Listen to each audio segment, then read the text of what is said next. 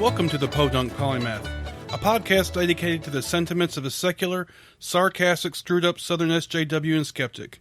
I'm your host, Chris. Come on in. This is episode 22 of the Podunk Polymath podcast. Thanks once again for joining me. Hope y'all are doing well. A couple of things I wanted to cover. First of all, I had the honor of being on Inciting Incident. It's already out for Patreon supporters, so become a patron. You can hear it now or wait till Friday when it's released. And of course, I will share that on my page and my Facebook and all that good stuff. I had said before I was going to start doing a thing where I said who all my Twitter followers were, and I never did it for some reason. Let me do that now while I'm thinking about it. Let's see who we have here. So I'm going to go back to Monday, and I will, when I do this, I'll start from the Monday previous, so it'll be the rest of the week or whatever. First we have Passion Nashville, God is Not Great,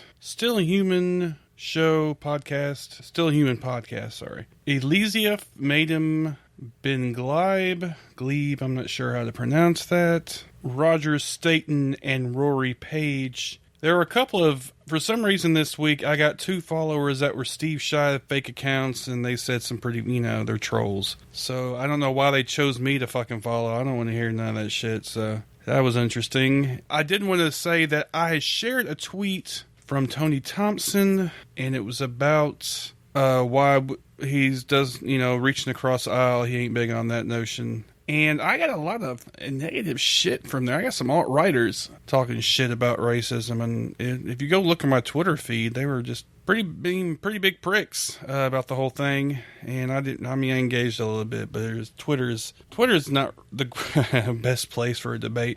Mostly I do Twitter because it allows me to share on my Facebook page, my personal page, and my Facebook show page at the same time, so that's mostly why I do it. Also, last night, which was Friday, on a whim, I sang a song on Facebook Live. Well, okay, I was drinking, but it was fun, and I did a little song because I got the new stand-up, Jethro Tull stand-up, elevated edition, CD, DVD package or whatever, and I was listening to that in surround sound. And I sang a song, and Callie and Anya's been on the show, of course. And, of course, everybody knows Callie from the Atheist Manifesto. Thought it was pretty funny, which it was hilarious if you like bad singing. And they decided to start a hashtag Facebook karaoke. So they did some songs.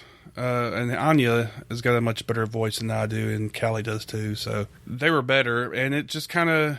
And now there's an event set up, Anya set up for Facebook karaoke, and I think it's next Friday night, I think she set it up for. I forgot the times, the event page. I need to share that. I shared it on my personal page, but I didn't share it on the show page, so maybe I'll do that. If you want to come and lend your singing voice, trust me, it can't be any worse than mine, so it's fun, something to do. So go check that out if you want to. This week for the palaver, I have my friend, Adam Collins. He's a funny guy, super open, super cool, and he's really charismatic, and he does anything he fucking wants to. He burns flags on YouTube, for fuck's sake, to prove a point. You'll see what I'm talking about when you listen to the segment. So, stick around, and I hope you enjoy the show.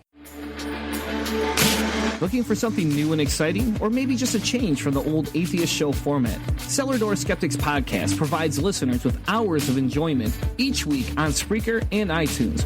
Check us out as we talk politics, religion, science, reviews of books and music, along with the occasional interview just for a twist. Join Christopher Tanner and Chris Hanna every Tuesday night at 8 p.m. Eastern as they bring fresh content to you. Walk with us through the cellar door as we help you prepare for the revolution. You can find us on Spreaker, iTunes, YouTube, and even on Facebook. Hi, this is Dan, Brian, and Matt with the Godless Revolution podcast.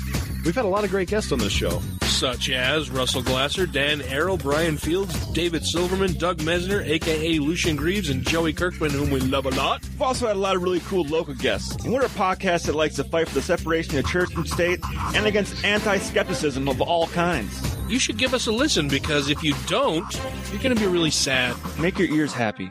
Listen to the Godless Revolution podcast. Welcome to another iteration of the Palaver here on the Podunk Polymath podcast. This week I have a gentleman with me that I've known for some time, and probably most of y'all know. He's pretty open about everything. He's on Facebook, and he's done some pretty interesting shit. So if you will join me in welcoming Adam Collins. How's it going, Adam? Going excellent, dude. How are you? I'm pretty good. Just chilling on this weekend, this New Year's weekend.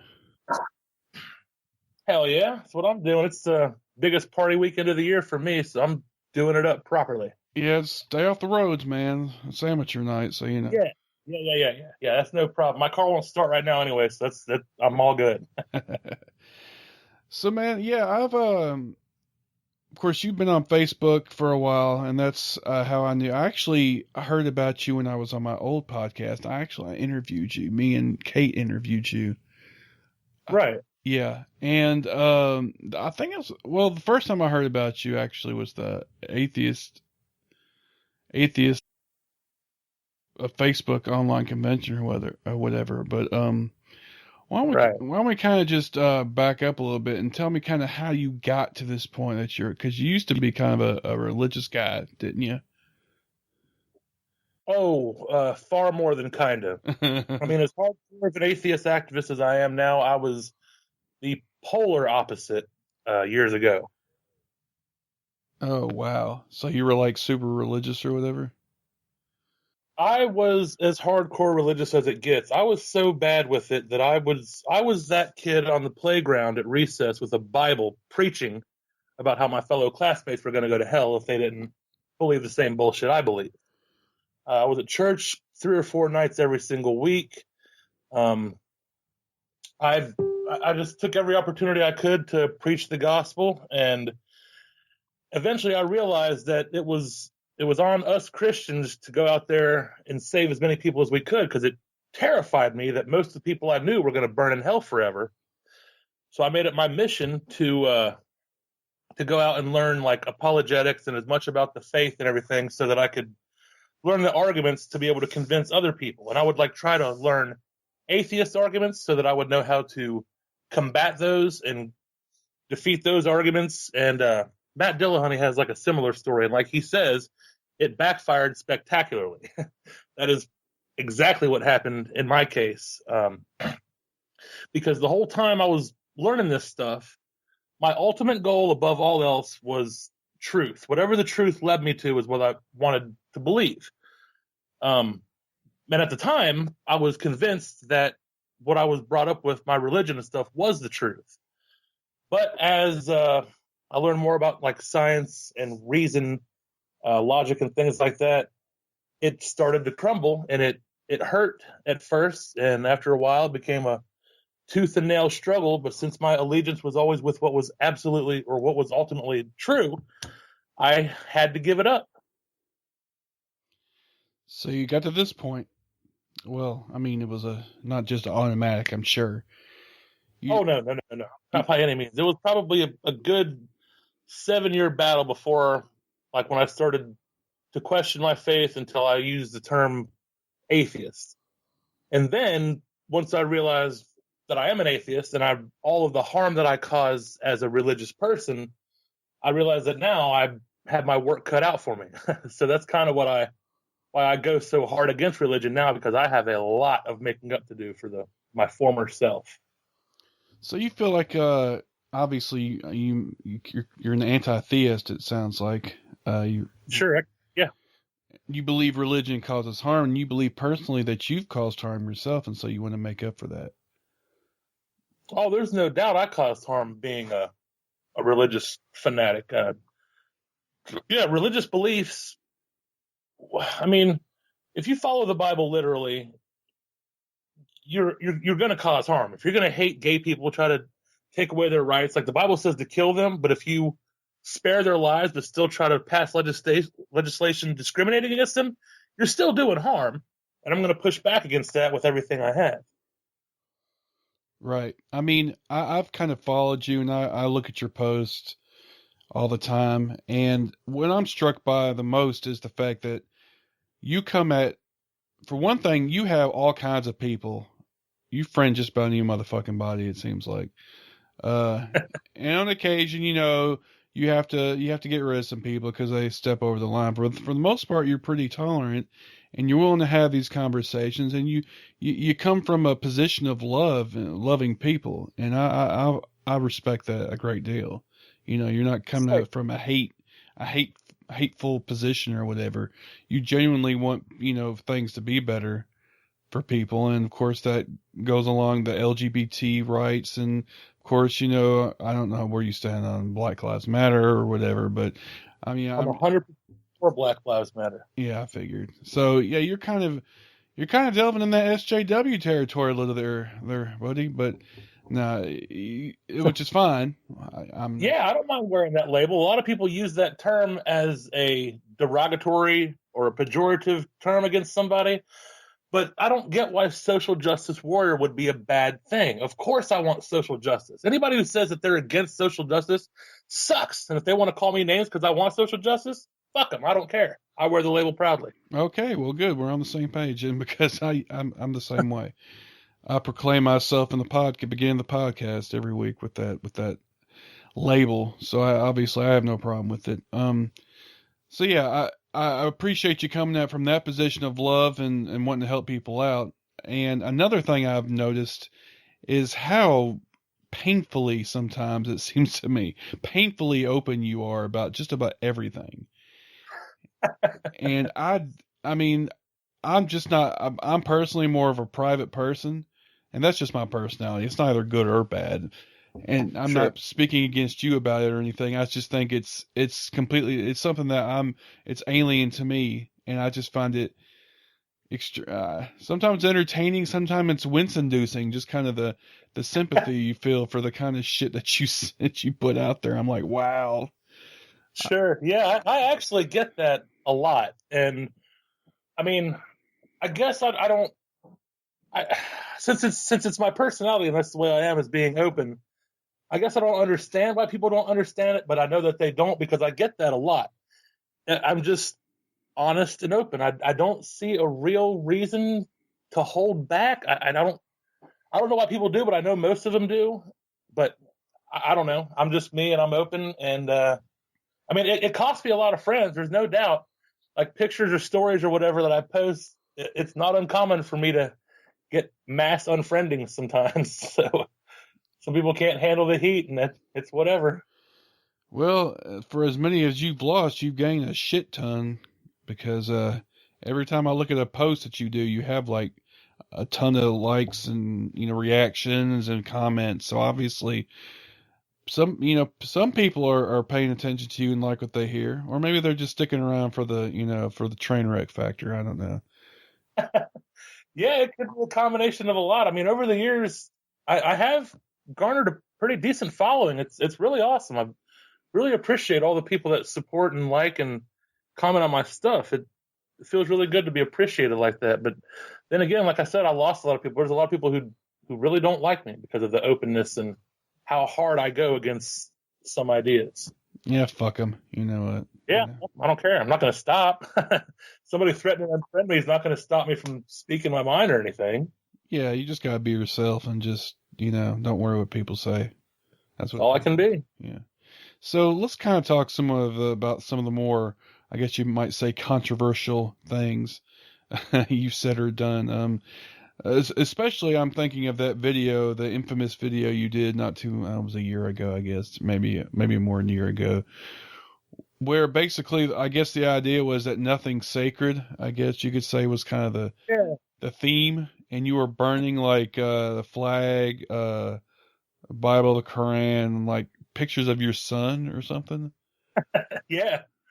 That was right about a year ago. That was in December of last year, and I did that after what I did was I posted a video of me burning on the flag and pissing out the flames, and that pissed off. Oh, I didn't know about that. Thousands of people.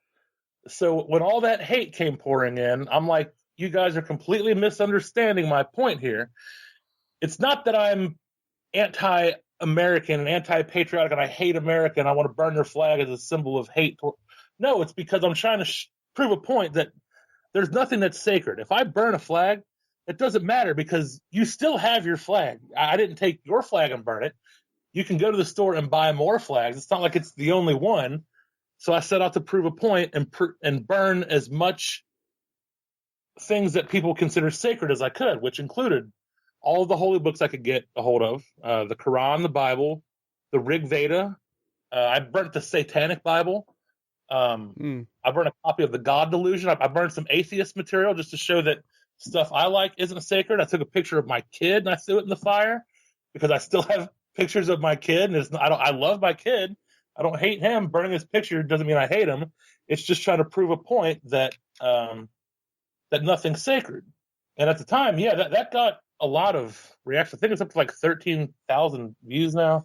That got a lot of shares and stuff. A lot of people, it seemed to open some eyes because I got less. I mean, I got plenty of hate from that video too, but not nearly as much as the first one. A lot of people understood where I was trying to come from then. What was the first one? The first one was when I was on my porch and I torched a flag and I pissed out the flames and I stamped on the flames, put out the fire, then pissed on it to make sure the flames were out completely. Wow. Just as like a joke. And I had people in my own family issuing death threats at me, like people who were in the army in my family. They didn't appreciate that at all. So I tried to clarify my point by making that second video, which is the one you're talking about. Okay, I didn't know about the first one. Okay. So yeah, I can imagine why the first one, well, both of them, but especially the first one, would really, people hold on to their symbols really tightly. Oh yeah, I had to consult a few lawyers before I made that first one just to make sure I wasn't going to go to jail for it. And they all assured me, no, you're totally within your legal rights. I'm like, fuck it, I'm doing it.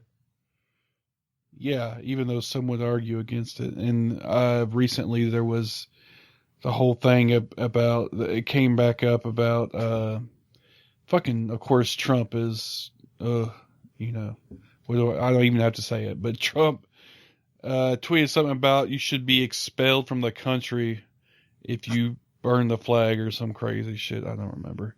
Yep. And ever since he said that, that's inspired the hell out of me, because when somebody in a position of power thinks that they can bully me around like that, I don't back down. What I do is I step it up. So now what I'm going to do, instead of burning flags, oh yeah, I'm trying to start a porn industry that's going to be its own genre of porn called desecration porn, where I'm going to do unspeakable acts while having sex with a chick to a flag and to a Bible and to a Quran. Hopefully it'll get me a fatwa from the Middle East. and you've gotten because you put out a call for people, for willing volunteers to participate in these acts with you, and you've gotten some positive feedback on that apparently. Yeah, I put out a casting call almost about a month ago, and so far 12 women are on board. So I got to, right now I'm doing a 60-day, 50-pound challenge because I don't want to be as fat as I am on camera. I want to look a little bit better physically. But once that weight's gone, starting in February, I'm going to start recording. And I have a guy, a good friend who's really good at editing and making a website. He's going to partner up with me and do all the editing and manage the website and everything. So yeah, it's coming. It's hopefully going to be my big break. Oh my God. And you're completely fucking serious. And Oh, I'm dead serious. Absolutely 100% serious. It's going to happen. Yeah, I know. It's great. It's like I said, you just do what the fuck you want. And I think a lot of people can live vicariously through you because they're, most people I would say are just, I guess, afraid to do stuff like that just because they're afraid of the repercussions or whatever. Sure, yeah. People tell me that they live vicariously through the crazy outward shit that I do, and that's kind of like an honor because I'm, like you said, I do what I want. I don't hurt anybody. I help as many people as I can. That's pretty much what drives almost everything I do, is trying to help people. So if I'm not hurting anybody, there's no reason for me to stop. Yeah, exactly. And like I said, I think I do respect you for that, and I don't see anything wrong. If you want to make a porno with desecrating flags, who gives a fuck, You do you, are there other? Are there other? I'm sure there are other things you have done over the course of your career, I guess you could say. You did the Atheist of Facebook online convention a couple of times. Was it just the one time, or was it a couple times? I think it was twice, wasn't it? I think, let's see, there was 3 that went really well, and then there was a 4th one that Kate Ashcraft did. I was supposed to partner up with her on that.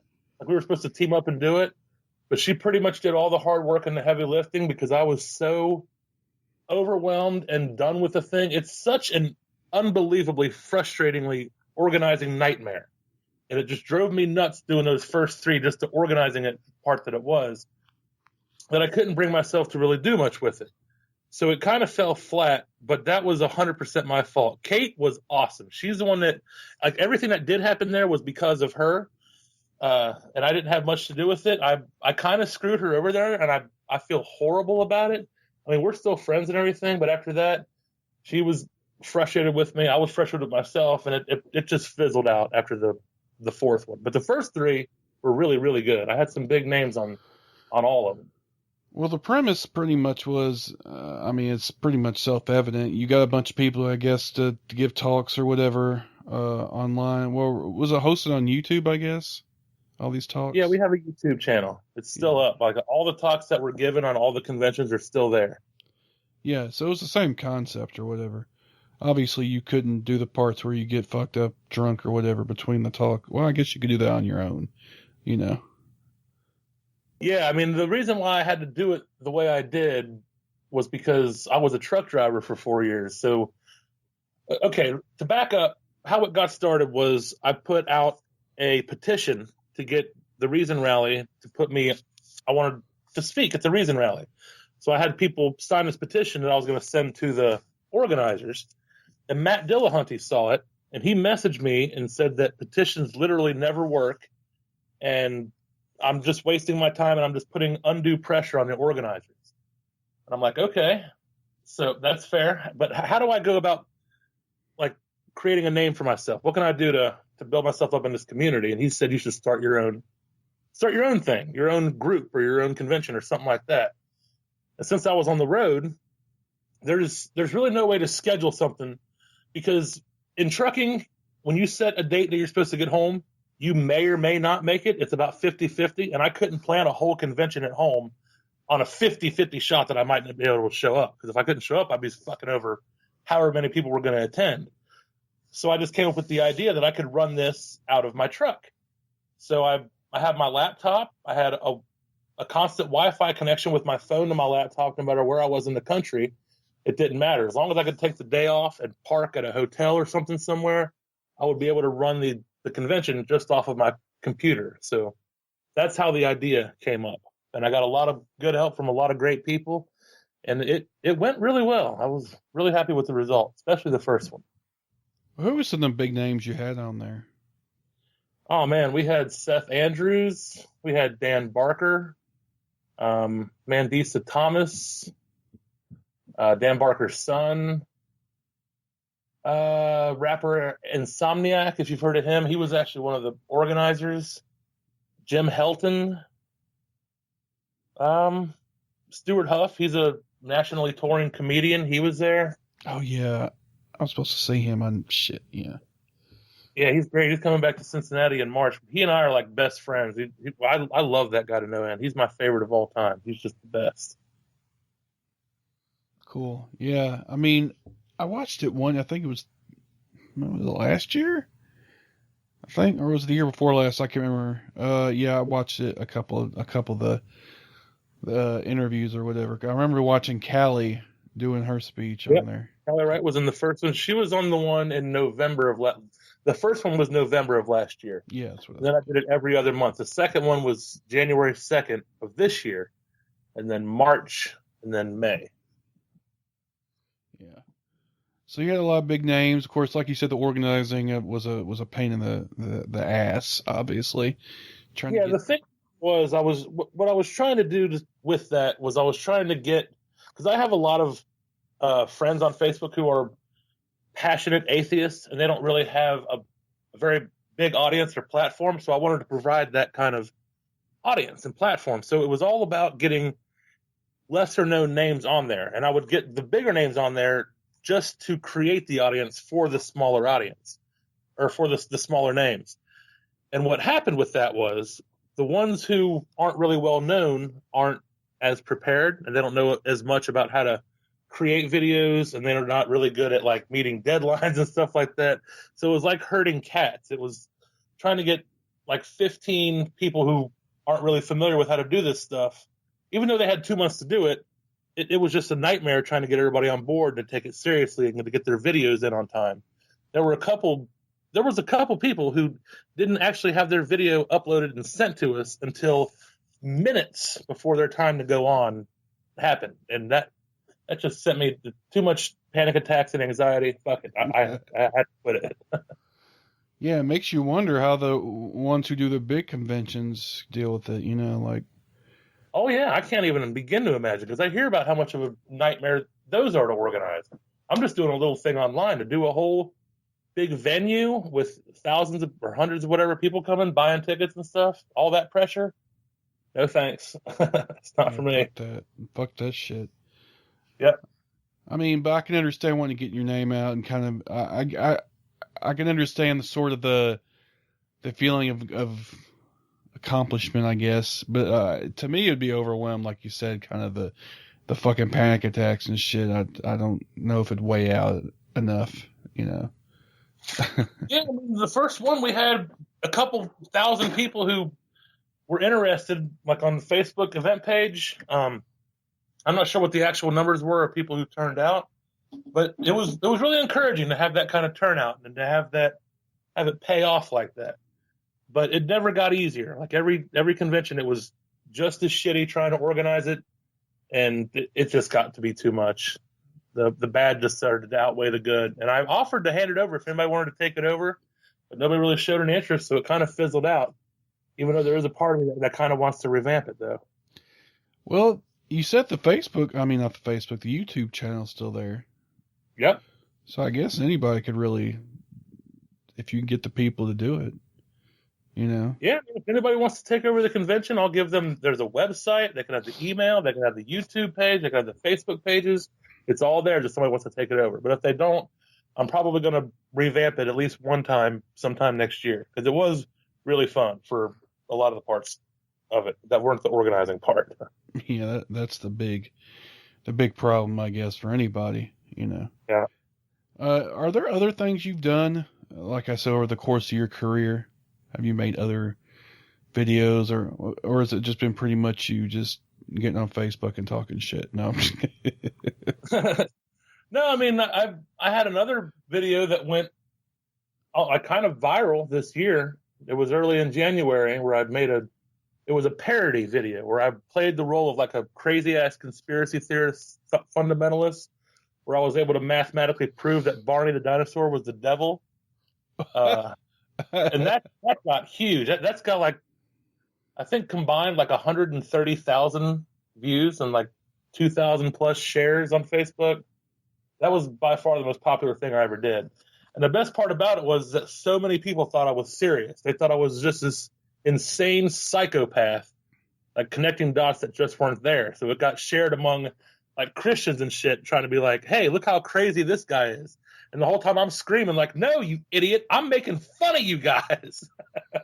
And they just didn't get it. But it got really popular, so it was worth it. It was a good time. So you've made a couple. I guess you've made more videos that haven't been quite as popular, I would think. But yeah. I make videos pretty regularly, and they probably average, I don't know, 700-800 views. Sometimes more, sometimes less. Like when I did the 30-day sobriety challenge, I did a video every single day. Oh yeah, I forgot about that. Those Yeah, views had like 1,300, and then the lower ones were around the 300 mark, and then somewhere in between, because it was every single day I was doing it.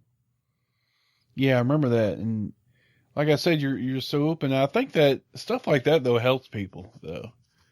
It helps some people who are going through the same kind of thing, kind of share your struggle or whatever and what you're going through, and especially kind of coming from a secular standpoint. The whole what's the AA fucking 12-step bullshit or whatever, is bullshit pretty much, and there are other ways to go about it, I think. Yeah, exactly. Like how AA works is that you got to try to find some higher power to lean on. And I didn't have that. But what I did have was the entirety of the secular community totally getting my back. I could not believe the constant amount of support that just kept pouring in the entire time. And I really didn't think I was going to make the entire 30 days. But through all the love and support by every single person, I totally pulled it off. And you're right. So many people told me that they were inspired to start their own challenge of some kind, whether it be 7 days or 30 days. And like people were showing their addict relatives my stuff to try to help them out. And that was just the best feeling in the world. Like even if I would have failed, I still would have had a huge sense of accomplishment just knowing that I had inspired and helped other people to try to better themselves. That just made it all worth it to me. It was so awesome.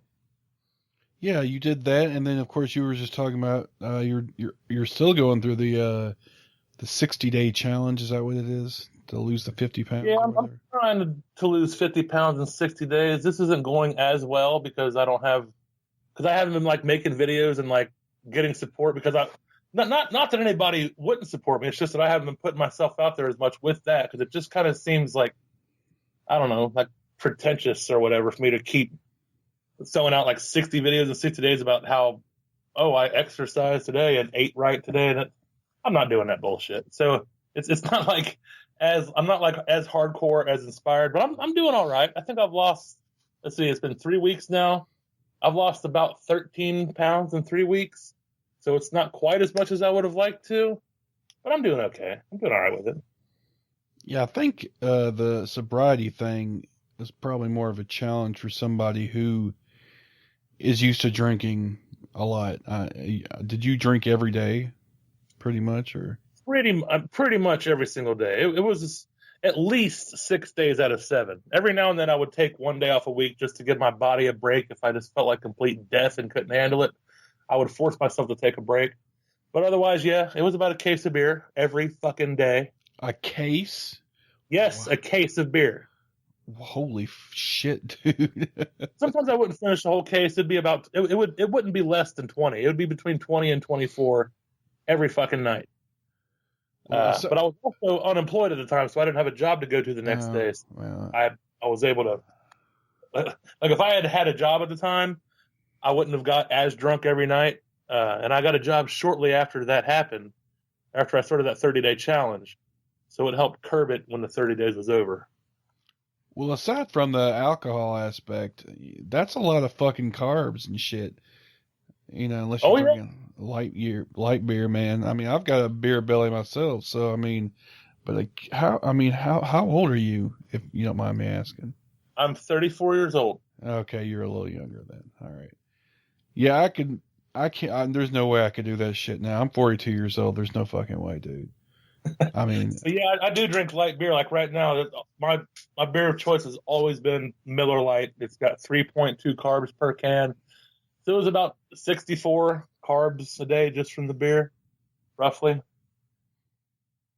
God. But yeah, I mean, I think it's great that you did that. You were able to pull that off. I mean, I don't drink as much. I drink on the weekends mostly, but even then, I mean, it's almost like a habit more than anything else. Yeah, that's what it's been for me. I mean, I come from a long line of alcoholics. Literally every single person on my dad's side, without exception, is an alcoholic.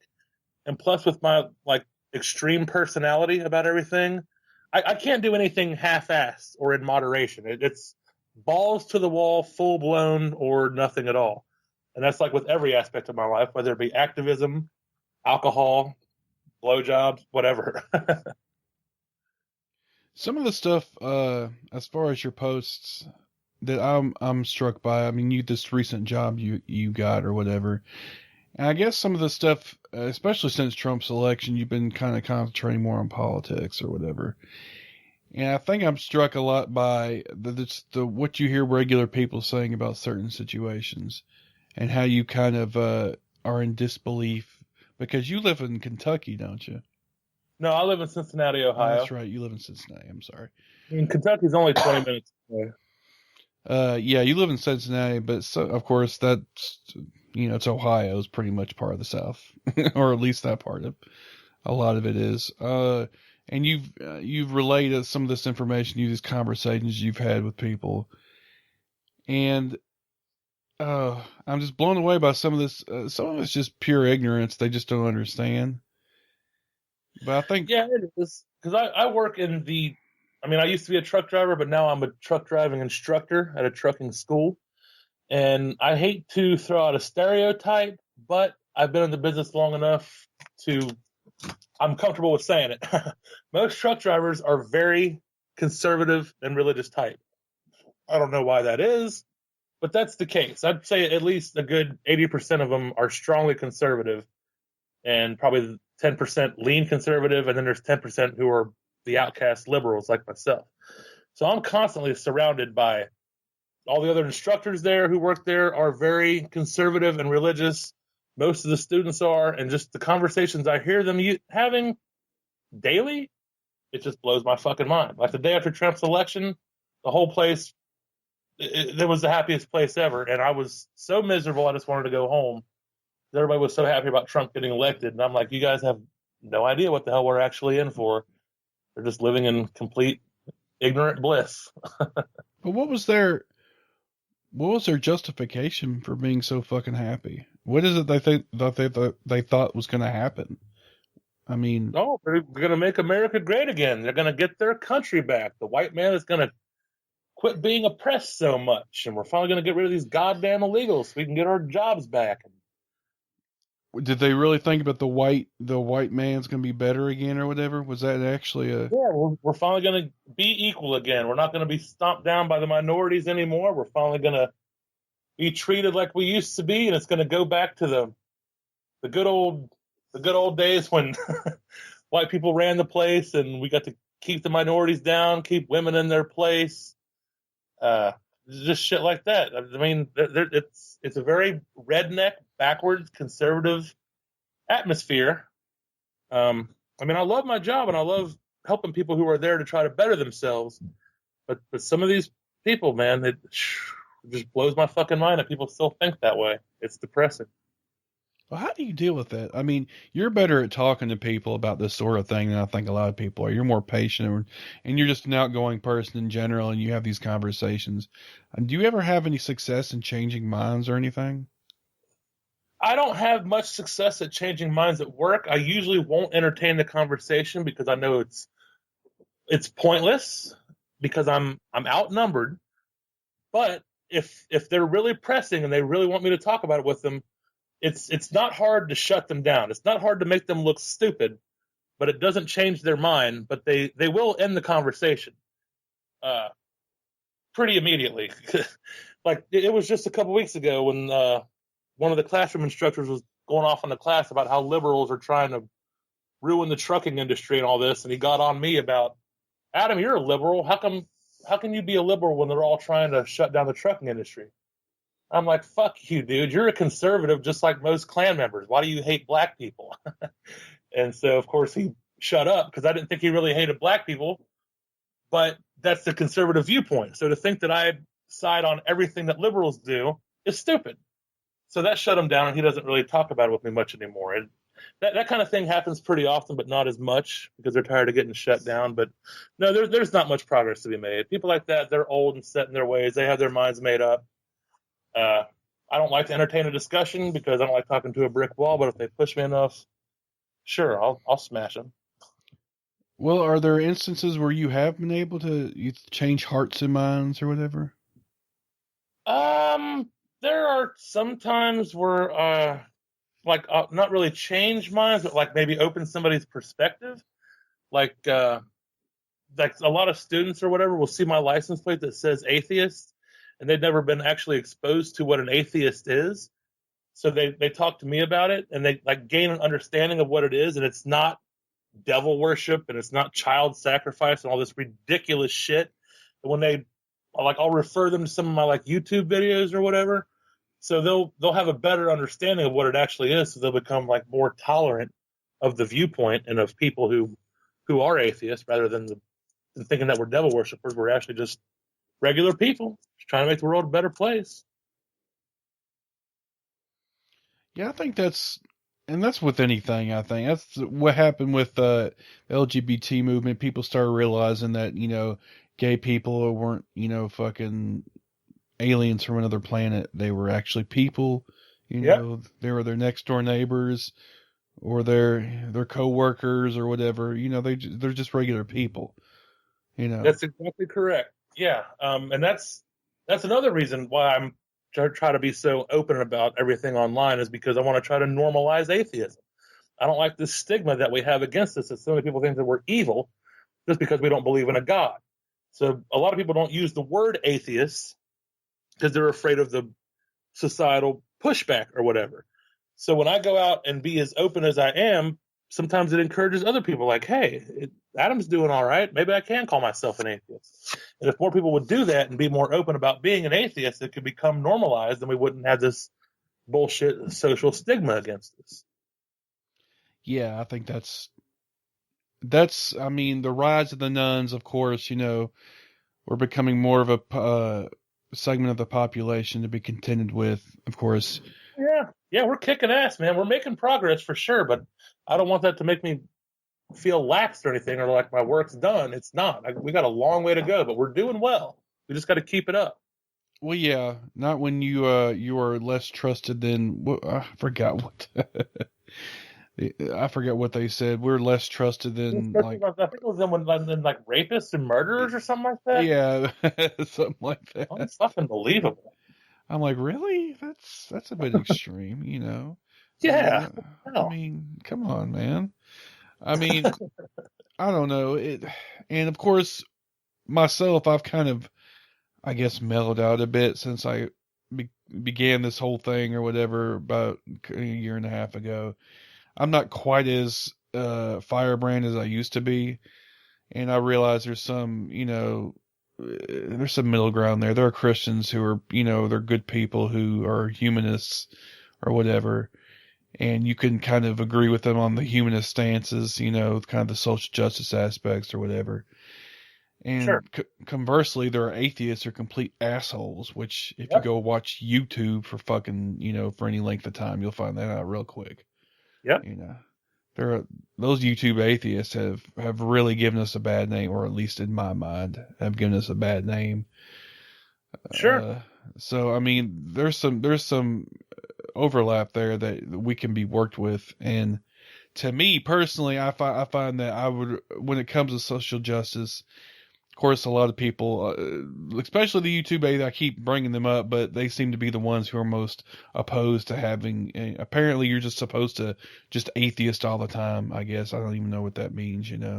I guess just whatever. Talk about how there is no God and have fucking debates with Christians 24/7. I just, I don't know.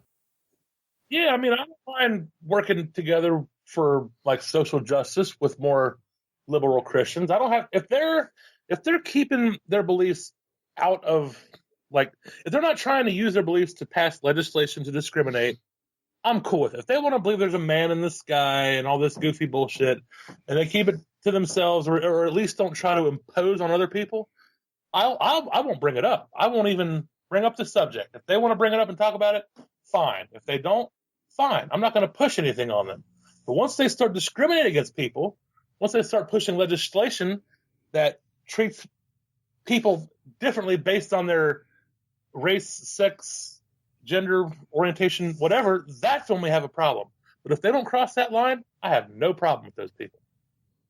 Yeah, and I think a lot of people need to have that kind of attitude. I mean, just try to work together on some of this stuff and try to get some shit actually done, especially with the election of Chitler or whatever, Cheeto Hitler. We're gonna need all the help we can get.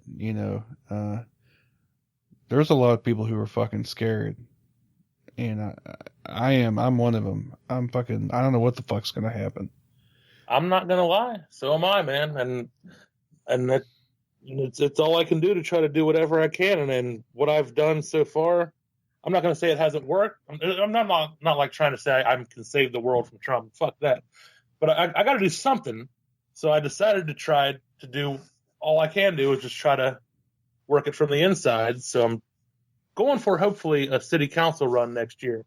I don't know how successful that's going to be, but I don't know what else to do. I got to do something. Something's got to give because this is just fucking out of control. Yeah, talk a little bit about that, what you're planning on doing. Well, like you said before, my openness on Facebook, it might be my demise in my campaign. But then again, I think there's part of the electorate that it might help me because Trump got elected. He's out there. One thing he did do was completely change the game about what can be accomplished in politics. This guy was openly racist, openly sexist, openly ableist. He got the fucking endorsement of the Klan, and he won the presidential election. Now, I've never raped anybody. I've never been accused of sexual assault. Sure, I do a lot of stuff that's very open and graphic, but it's all consensual. I've never grabbed somebody by the pussy who didn't want me to.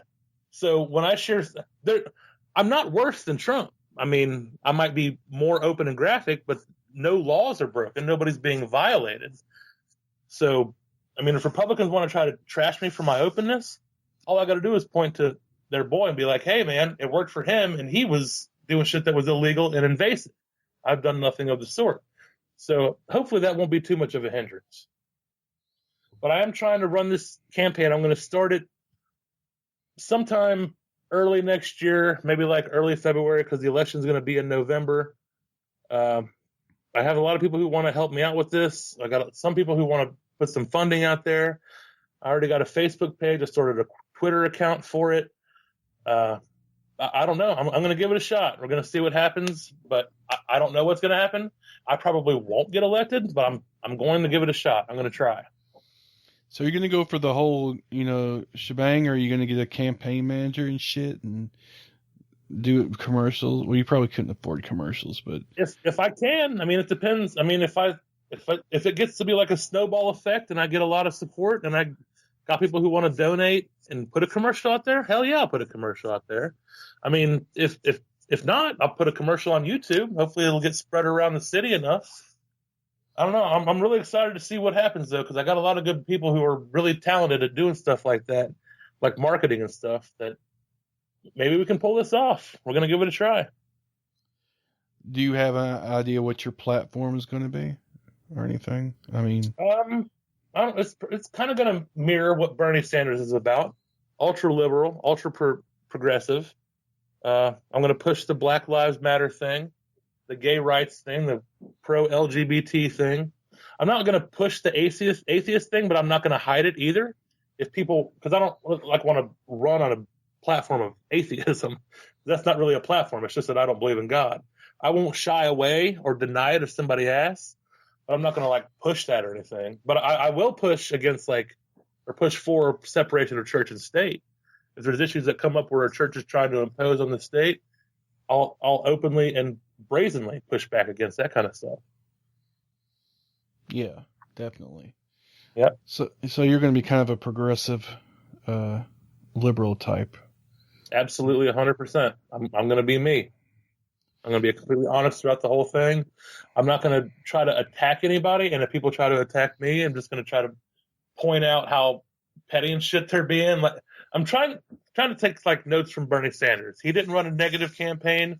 It was all issue based, and when people tried to get him to attack Hillary, he would attack the questioner for trying to get him to stoop that low. He was such great character about himself that I'm going to try to mirror his campaign as much as I can. Yeah. It's just a shame what happened with him, I mean, of course, I kind of rehashed that whole thing, but obviously I was a Bernie supporter and I was disappointed when he didn't win. But, it is what it is, I suppose. I mean, he was supposed to be kind of doing this thing where he's supporting candidates who have the similar mindset, but that's kind of fallen through a little bit. I hadn't heard much more of that. I mean, I heard it was kind of in disarray, so I don't know what the fuck's. Maybe you can kind of glom onto that. Maybe you can see Bernie shoot you some money or something. Man, if I could get a nod from Bernie Sanders, That might do it. That might put me over the top to get elected, something like that, because he was beloved all over the country. So many people loved him. I went to one of his rallies in Atlanta. I got to meet the guy. I got a picture with him. Yeah, if he wants to give me a short 5-second endorsement on YouTube in one of my commercials, that could do it. And I'll see about trying to work that out if at all possible. Well, is Cincinnati, I don't know the politics. Is it a liberal city, or is, I mean, most metropolitan areas are more liberal generally, but it's like Ohio flip-flops between a blue and a red state. This year it went red, but I live in Cincinnati, which is Hamilton County, and it's a blue county. Hillary won the county, but she lost the state. So the area I'm in is pretty, not at all overwhelmingly liberal, but it tends to lean that way. Yeah, that's Nashville's that way too. Most of Tennessee's red, solid red, except for most major cities are blue overall. Like the major cities, when you got like on the outskirts, bumfuck wherever in the middle of nowhere, that's where you're gonna find the conservatives and the rednecks and shit like that. Yeah, the donut counties around the greater Nashville metropolitan area are all red. I have a feeling, though, that as more people go to the suburbs because Nashville's becoming so goddamn expensive to live in, that might change just simply because they're going to be moving out here and there are going to be a lot of young professionals and families and shit. I'm hoping that'll turn some of that, if not blue, at least purple. And see if we can move some of this, man, because I'll tell you, the South especially, with the gerrymandering and everything else. Ooh, I hate gerrymandering. That openly, there's no way you can justify that. It is absolute outright cheating. Gerrymandering, that it's allowed, is what pisses me off. One of the most things that pisses me off about our political system is that gerrymandering is allowed. That is so fucking unbelievable. Yeah, I hate it. I hate the whole thing. I don't know why that was ever not addressed. I don't know. I mean, I understand it as far as political power, because whatever party's in power gets to draw the districts, and okay, that makes sense. They get to balance it in their favor. They get to legally sway the election in their favor. That's just so undemocratic and unfair. Yeah, and it's this whole to the winner goes the spoils mentality or whatever. Well, the problem with that is that you're talking about the political parties getting the spoils. What about the people they're supposed to be representing? Right. They get fucked in the end. I mean, yep. So, I mean, I've always thought we ought to have some sort of independent commission that draws the districts based on some whatever criteria is pre-selected. And some states are going towards that. There's a couple of states that do some sort of independent thing where it's like a board of even number of Democrats or Republicans or whatever. Well, I mean, it sounds good in theory. In practice, though, I'd still be worried about corruption and that shit, too, because it could be swayed. And whichever party lost would bitch that the unbiased committee or whatever was being biased towards one paid off or something. I don't know. This whole goddamn thing is a mess. Yeah, I mean, anytime you get people involved, you're gonna have a fucking problem. Yeah, you're gonna have a shit fest when there's people involved. I mean, our species just sucks in general, but that's just my personal opinion. I mean, no, I'm with you there. I'm not a fan. So yeah, this council run. I mean, I'm really intrigued by it. Do you have any sort of, I don't know, stunts planned or anything, or is it just kind of the planning stages right now? Or it's in the planning stages. I mean, I'm gonna do what I'm gonna try to like follow up on all the news stories within our local community. Anytime there's a rally for Black Lives Matter or gay rights or like an atheist meeting or a protest, I'm gonna try to be right there in the crowd, in your face about it with a bullhorn, signs, petitions, knocking on doors. I'm going to drive as an aggressive campaign as I possibly can. I mean, I'm in it to win it. I don't know what's going to happen, but my goal is to get out there and gain support. And I think my platform is hopefully going to draw some support in the local community. I mean, if I didn't think I didn't have a shot, I wouldn't waste my time. I don't think it's a great shot, but we'll see how it unfolds. But you're right about things like stunts. I don't have anything particular in mind, but if something comes up that I think would be like outrageous or whatever, but if it would get my campaign some attention, I'll do it. I don't care what it is. If it'll help the campaign, I'm not going to turn down any ideas. That's what I'm saying, dude, because I'm thinking all the crazy shit you've done on Facebook, all the videos, play to your strengths, man. Do like a bunch of like little videos. Do like Trey Crowder shit. You know, he does those little videos or whatever. Do some shit like that, except put in some performance art in there or something. Sure. Yeah, I'm not opposed. I'm not opposed. If anybody's got any ideas, send them my way, man. I'm open and willing to listen to anything, and there's not a whole lot I won't do. Yeah, we've seen that on Facebook, dude. Okay, so you have to tell us that shit. Yeah, I'm really. I mean, I don't know. I think you'd make a great. Just because, like I said before, and many people have already, and you pointed this out, your openness, your kind of honesty. I mean, of course, apparently that's the thing now. Honesty is more important than anything else. I mean, that's the perception anyway. Trump, he just says what he thinks. Yeah, I mean, so is your uncle at, your crazy uncle at dinner too, but, you don't want to fucking elect him president, I mean. Yeah, I mean, open and honesty is getting popular, even though you can still be a total asshole if you're open and honest about it. You can still be a dick, but some people don't care. Me and Trump are on completely opposite ends of the spectrum, but we're going to have similar tactics. I'm going to say what the fuck I feel. I'm not going to hold back, and hopefully it works in my favor. It remains to be seen, but I'm really looking forward to the journey. Yeah, and you actually are the everyman, unlike the him who's sort of somehow. Right. I still don't get how a billionaire can be like perceived as some sort of comment for fighting for the working class or whatever. That makes absolutely no fucking sense to me. It doesn't. Yeah, his voter base. What it is that he appeals to people's like suppressed racism and xenophobia and misogyny.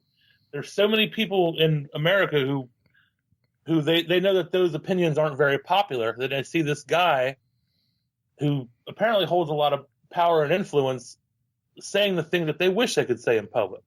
So that's what gets them fired up, is that inner pent up racism, like bigotry that they haven't heard somebody say in so long. So that gets them fired up, and it ultimately won him the election, even though he lost the fucking popular vote by 3 million votes. Oh, God. Unbelievable. That whole thing. I just can't even with that shit. Yep.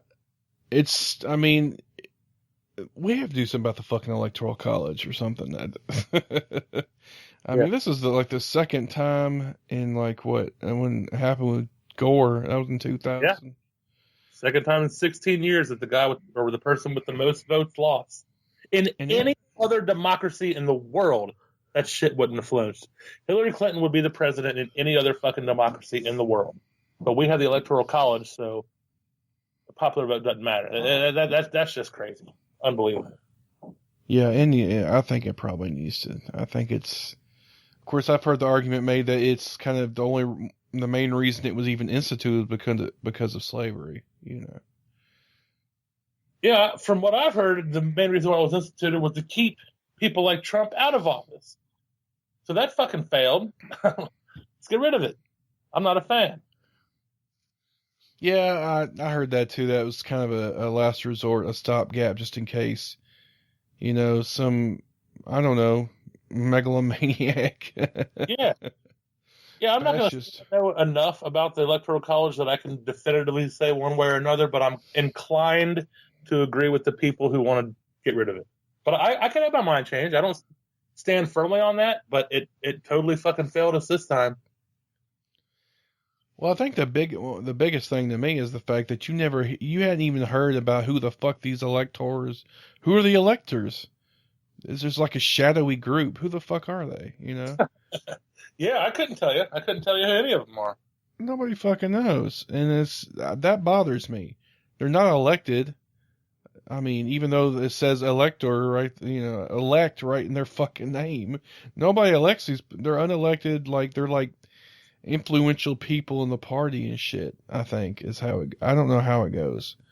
Yeah, I couldn't tell you how they get the position to be in the Electoral College. I really don't know anything about it. I just know that it failed this time, and when Gore lost, but still won a popular vote. Yeah, I couldn't tell you the significance or anything about the Electoral College, really. That's what bothers me the most. So I think either make it more open or something, more transparent. Of course, that's just government in general. Government seems to like to keep secrets and shit. Right. For some reason, I don't, whatever. Even though we're supposed to be a fucking democracy and we're supposed to, you would think things are supposed to be more open than say like China maybe, where it's a communist nation or whatever. You think we'd get a little more transparency. And Obama even came in with that shit, as I recall. He said, "Oh, this is going to be the most transparent administration in the history." Okay, whatever. It's the same old bullshit. I mean, it just, and of course that was another reason I think is people just, they just wanted something different, even though that if that something different was a fucking, like I said, a megalomaniac narcissist, bully who has absolutely no experience in public office, and pick the vice president that's fucking, a fucking Christian theocrat, basically. Yeah, the guy who tried to sign the fuck the gays bill in Indiana. The whole thing, everything about it's just devastating. I don't know. I don't even know what to do anymore. I know. We're just gonna have to kind of help each other, especially help out minorities and affected groups, oppressed minority, like the LGBT community, especially, and women. Let's not overlook women. They're already trying to. Kasich in your state fucking passed that. They try to make it look like, oh, well, he didn't pass the other bill, which is worse, but he's, the heartbeat bill, which was a red herring anyway. They still passed the other one, which, is it 6 weeks or something? That was the heartbeat bill. 5 months, I think. It's I don't remember. It's something like that. I mean, but they're just always trying to pass restrictions on shit like that. I mean, don't you always talk about we need more jobs? Why is it you always seem to concentrate on, grabbing pussies or what goes in on, what goes in or out of pussies? Why are you so fucking worried about it? Or assholes or whatever the fuck, why are you so worried about what goes on in people's bedrooms or in other people's bodies? It's that just fucking shit, man. It's that patriarchy. They want to try to keep the old 1950s way of thinking. Men rule the world. Women need to learn their place. Sit down and shut up, and we'll make the rules. That just pisses me off to no end. To hear male politicians discuss and debate abortion, that just sends me into a rage. It's like, you guys would never be in this position. You don't get a fucking say. You don't get to have an opinion on this. And yet they legislate it to their preferences, to their religious preferences. That just fires me the fuck up. Well, it's kind of like I heard that one time that a woman's legislator in some state talked about if you wanted to get Viagra, you had to go through you had to get a proctology exam or something. Something like that. It's just I thought that was pretty fucking funny.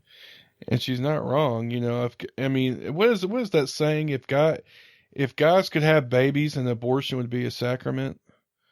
I think is what I heard. I'm paraphrasing, but something like that. Yeah, that sounds about right. So, anyway, kind of getting towards the end here. Do you have anything that you want to plug?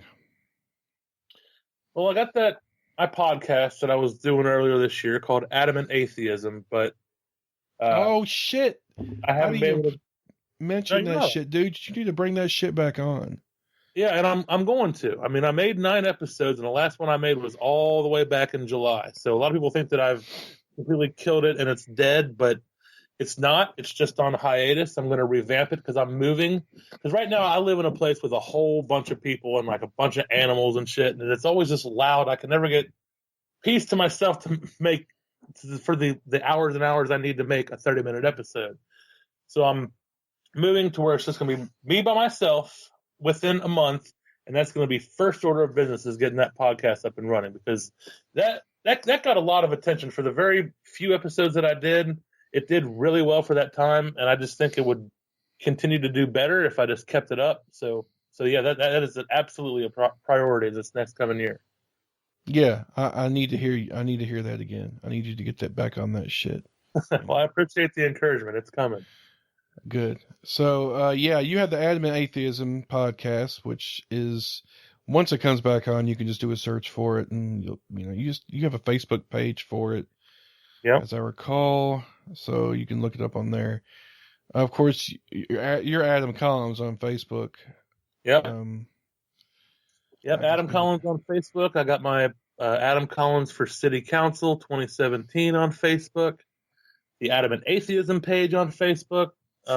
Anybody wants to add me, message me, follow, whatever, I'd be more than happy to have you.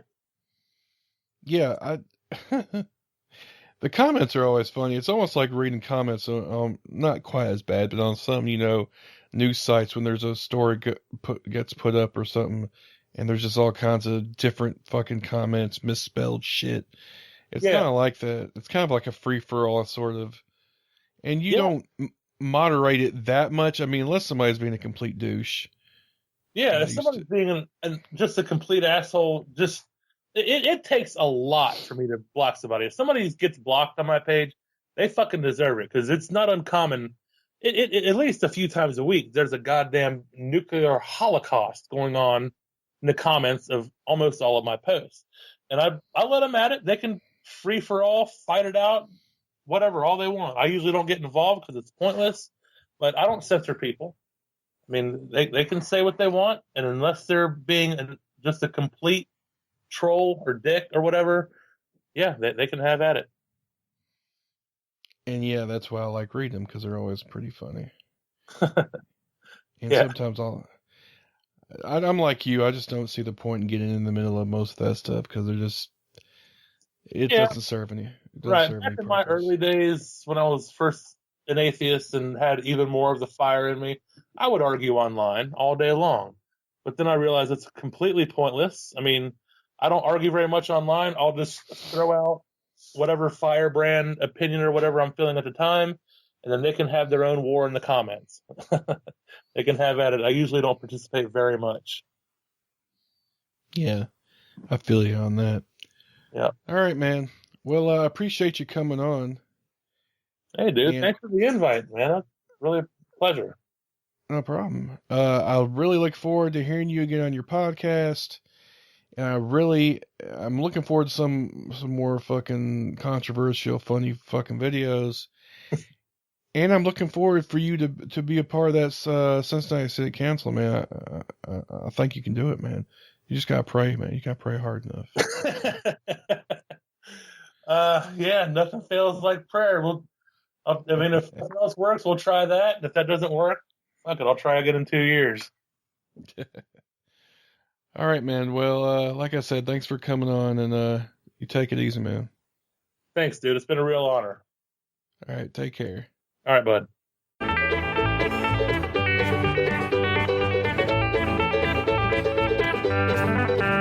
That'll do it for this episode of the Podunk Polymath Podcast. I want to thank Adam Collins for coming in and talking to me. A lot of fun. Look for him when he runs for office in Cincinnati and vote for his ass, because we definitely need somebody like that in office anywhere. Somebody with honesty, who's actually intelligent and gives a fuck about people, and like a certain orange fuckstick. Of course, if you want to check out the show, come to the page, thepodunkpolymath.com. Of course, music is done by ... You can find them at cdbaby.com/cd/... That's where their music is.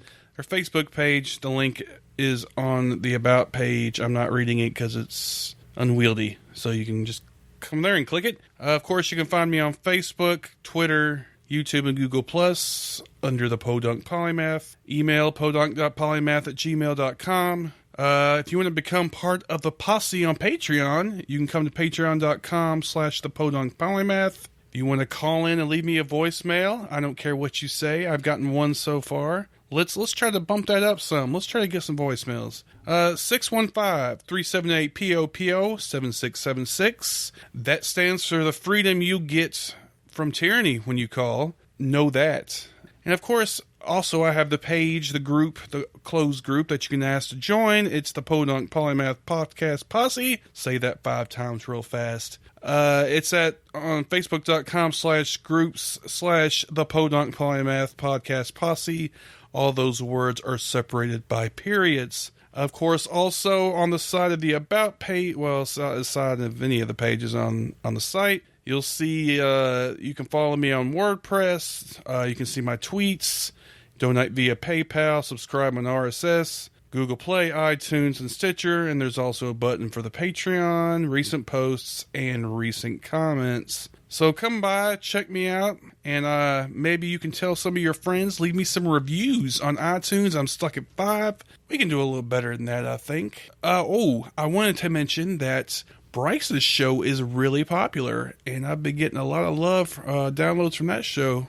Well, relative to my show, which doesn't get that many downloads generally, but I stirred a little love there. So I'm appreciative of him coming on and giving me the Bryce bump, I guess, the Blank and Angle bump. So kudos to him for coming on and talking to me. I guess maybe a little controversy, a little disagreement is good for the soul sometimes. So anyway, thanks again for joining me. If you made it this far, you are indeed a trooper. So until next time, y'all take it easy now, okay?